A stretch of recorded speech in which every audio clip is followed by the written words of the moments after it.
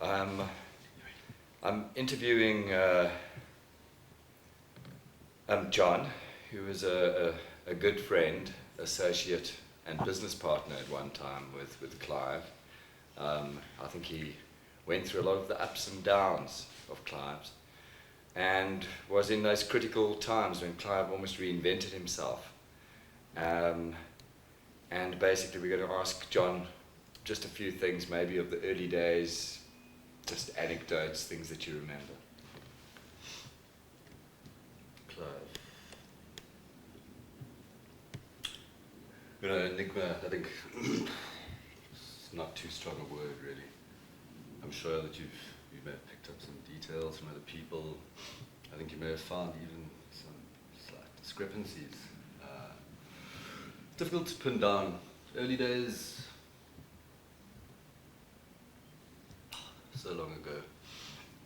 Clive brought me into the world, really. Gave me a sense of belonging, a sense of place, a sense of time, space. That would have been Clive's favourite short rhyming kind of Would jokes. you say that Clive was your mentor, your guru, your teacher? Oh, yeah, I'd have to. Well, in all humility about Clive's grander knowledge, I'd have to say that we all walk in the footsteps of Clive one way or another. I don't think a car travels on the road without having something to do with Clive. We haven't yet actually fully comprehended his impact, I don't think. I think what you're doing now may begin to just lift the covers a little. As I say, enigma, not a strong enough word really, big enough. Early days, our business partnership admittedly was a little tempestuous. Well, there's not that much money to be made in art in South Africa, unfortunately. No. Unfortunately, and I think Clive had cornered it really, left all of us a little high and dry, but look, and so mentor, enigma, Clive.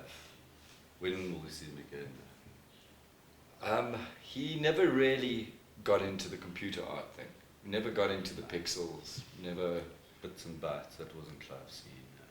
He liked the hands-on, he liked to feel the flow. That little rhyming thing I He often earlier, used to that's say, Clive, it's about flow. I don't want people to see my art, I want people to smell my art. Yeah, I think that was a joke really. It was more kind of a culinary joke, I think. Don't know if he really meant it, you know, literally. I do know he used to wear a mask when he painted.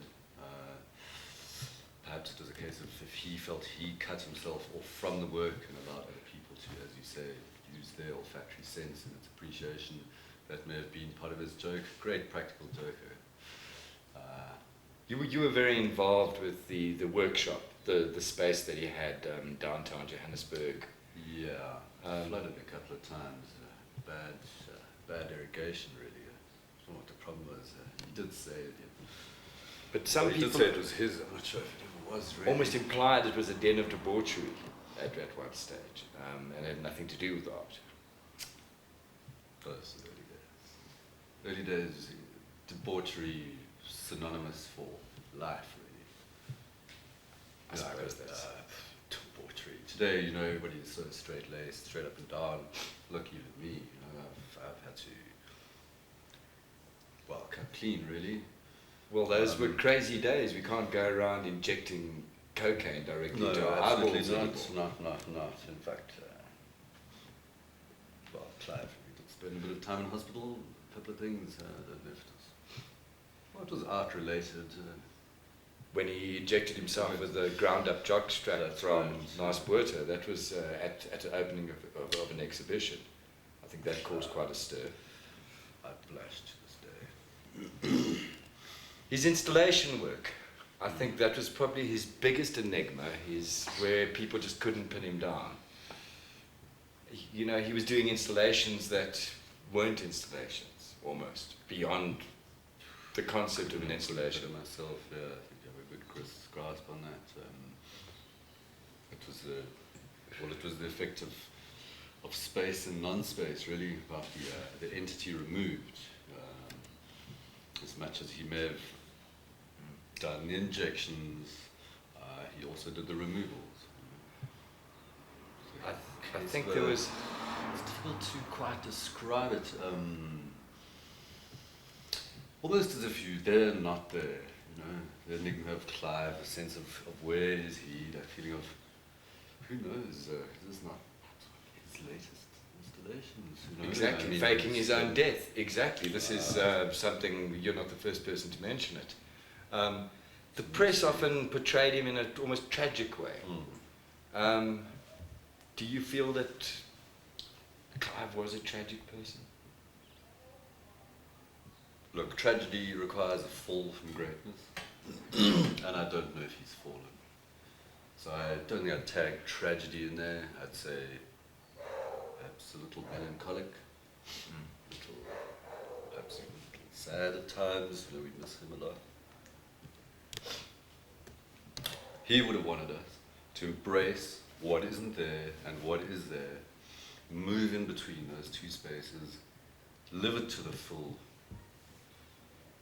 He once said in a press interview, "I am an installation," which I think kind of summed Clive up in many ways. That he saw art everywhere. His exhibition where he used tramps at the robots to hold up his paintings. Caused a lot of... He never did pay those bastards. But I think he caused a lot of antagonism with the existing galleries at the time. Yeah, no, it's definitely part of his plan, strategy. He was subversive, obviously. I mean, from the moment he came into the world, the word subversion rolled out in front of him. To call himself an artwork, well, basically just having money for materials at the time, you know, and pure chance, pure fluke, he invented an entirely new genre. That was his genius. Every turn, every corner, Clive stepped into a space that was waiting for him. I feel there's something, well, I mean, that's, you know, a kind of pathos involved in that sort of ability to interact with your environment. Without doubt, Clive's forte. You slip into apparent, subliminal unreality at this point. I think definite indication of, what is it? It's his enigma, really.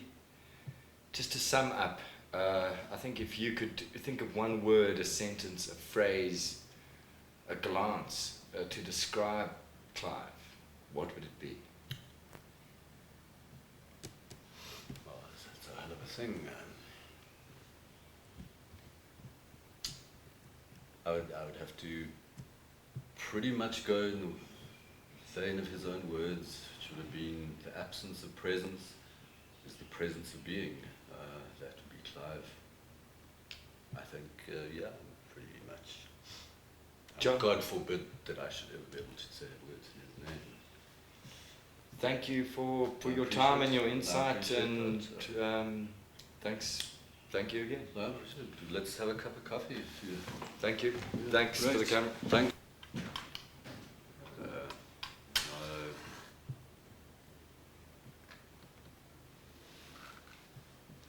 Okay, can I have some feet crossing and uncrossing?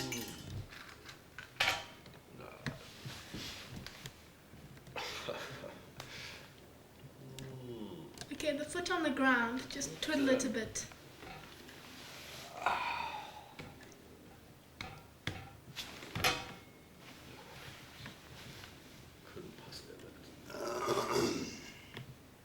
Okay, now your hands on like your knees, like fiddling with them.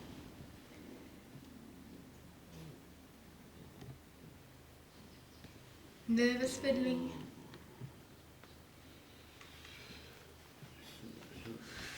Can we have some scratching of the ear, please? Again.